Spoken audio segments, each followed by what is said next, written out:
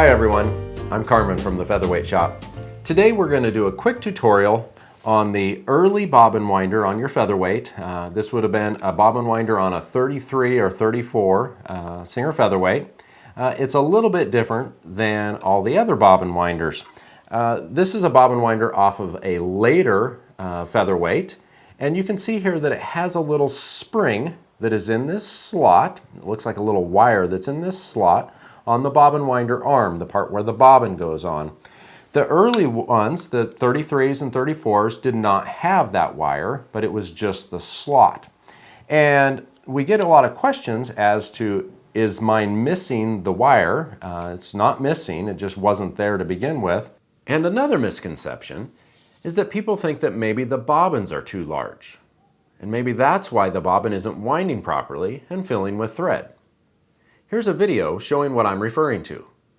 You can see that the wheel and post are turning, but the bobbin is remaining stationary, and therefore not filling with thread.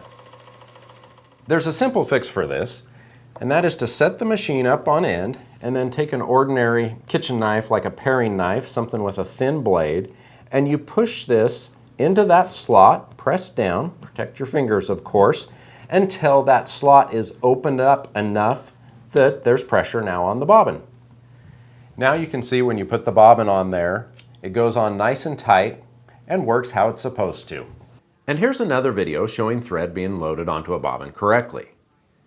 You can see that both the bobbin and post are spinning together, and you can see the thread filling smoothly onto the bobbin.